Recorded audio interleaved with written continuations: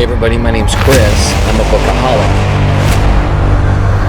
Well, I've been trying and I think figuring out how to do shorts. So I've been doing a number of those. That's a lot easier for my schedule, and I hope you're enjoying some of those.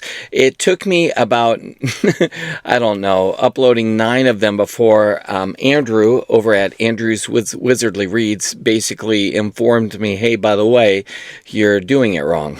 So I think I got the kinks worked out, and hopefully that's kind of working. But we're back to also recording and putting out videos. I have a lot more time coming up. I'll be able to focus on that. And just because it's been a little while since I've uploaded a full video, that certainly doesn't mean that I've slowed down in my purchasing or in my reading.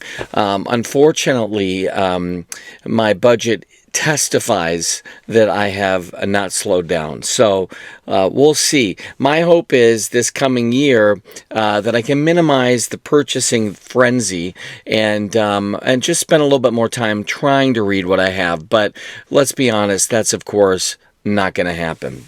In addition to, though, the buying and the reading, collecting of books and all of that, I have been for quite a while playing with the idea of opening a bookstore. And without going into this too much, I almost, about 5 months ago, did just that.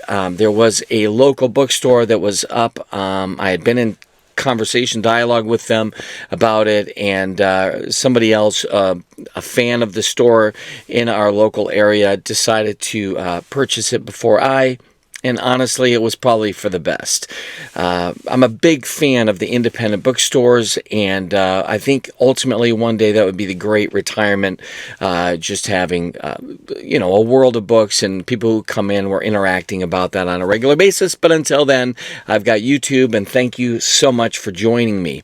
I want to talk to you about a kind of a genre that is of interest to me, and it's the genre of biographies. I do like biographies. I do specifically, even as a young person, remember reading the biography of Sitting Bull, for example, and Crazy Horse, and some of the other Native American stories.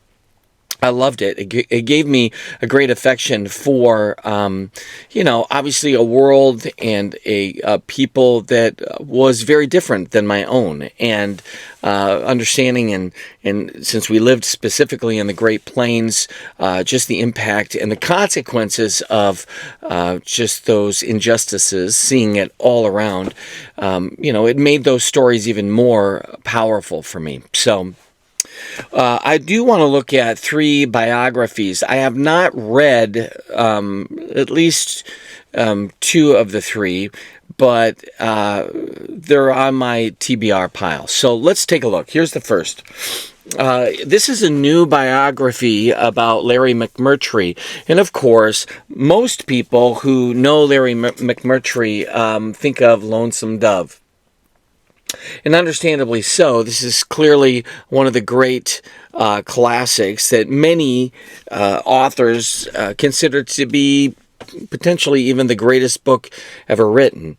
I have been fascinated with Larry McMurtry. I remember we watched, my family and I, the miniseries on Lonesome Dove when it came out with Rick Schroeder. We called him Ricky Schroeder back then. And, of course, Robert Duvall, if I recall, and loved it. I loved that. And funny enough, my wife and I both at that have retained certain phrases from that miniseries that kind of started back then for us when we watched the show. Pretty funny. And so anyway, Larry McMurtry, obviously a powerhouse in terms of literature and within the Western genre especially.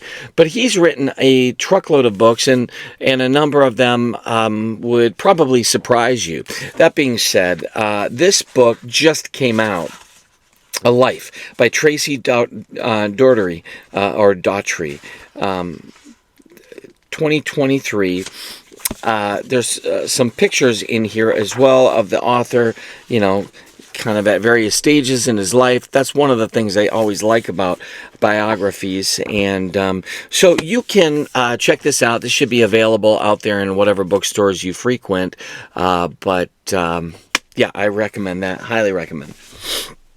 Another biography that I will mention to you is based on the author, one of my all-time favorites, Ray Bradbury. Ray Bradbury's gotten a little bit of circulation recently in BookTube, understandably so, and well-deserved at that. If I recall, I think Andrew over at Andrew's Wizardly Reads has a few signed copies by Bradbury, and I'm not gonna confess to you all of my horrible sins, but I'm definitely certain that jealousy and envy may be one I'm fighting against with that. Signed copies by Bradbury, I mean, he's a legend, so that's incredible. I have well-loved, used, and abused copies. These were the actual ones that I read, and you can see they're having a bad day. This is the Martian Chronicles, and I finished this in 2006. Oftentimes, when I finish a book, I sign and date it, which, of course, ruins the value, but I'm pretty certain that we can all agree that this value is, let's see, it's what's below fair. Oh, yeah, trash.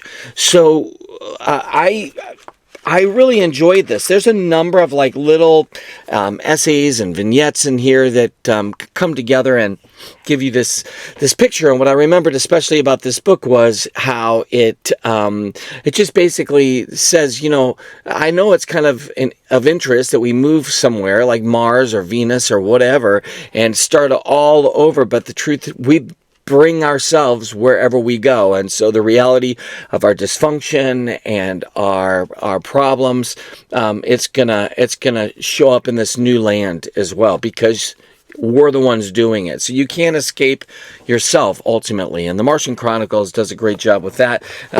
Many people don't know the Zen and the art of writing. This has got some great insights, and it is, a little biographical to a degree. Something Wicked This Way Comes, one of my all-time favorite books, period, and of course Fahrenheit 451. Well, when I was on this kick with Bradbury, I used to go, and there's tons of videos on YouTube that you can check out where you actually can watch him and go and like look and see his office, which is an explosion of just kind of trinkets and gadgets. And in fact, he said at one point that for whatever it was, birthday or Christmas or whatever, when his family members were going to get him presents, that he wanted them to basically get him toys. And so his office is stuffed to the brim with all sorts of crazy things. Keeps you always looking around as you're listening to the interviews. Well, there's at least 3 biographies of sorts that I have in hand. One is by Sam Weller, and it's the Bradbury Chronicles. The life of Ray Bradbury, predicting the past, remembering the future. This is, I have the paperback edition, and, of course, there's going to be some photographs in here. There's not tons, but you can kind of get a feel for it. And really, listening to him talk about his journey and his writing and his first contracts and things of that nature, it is so awesome. Very fascinating. I have 2 books by the same author, Jonathan R. Eller, and they're different, but they're on Ray Bradbury. So, Becoming Ray Bradbury by Jonathan R. Eller. And this is really going to give you, the text is, it's kind of, there's a lot here going on. There's not a lot of photographs, interestingly enough, and by not a lot, like hardly anything in here. I think there's a copy of like some of his writing so that you can see what his handwriting looked like, but that's that. The other one by him is called Ray Bradbury Unbound, and this is again Jonathan R. Eller. So obviously he's kind of one of the premier authors writing biographies about Bradbury. But look at that, that's his office. And later in some of the interviews, if you get the chance to sneak a peek at them, you see that office becomes chaotic, and I applaud that. Really, for me, I've read a number of different biographies on some of the authors that I regularly frequent, but I just wanted to highlight these two especially. If you watch one of the shorts that I put up, I did do a little bit of a showcase of a Shirley Jackson biography, so you can check that out if you'd like. Anyway, I love this stuff. I hope you do too. Thanks for watching.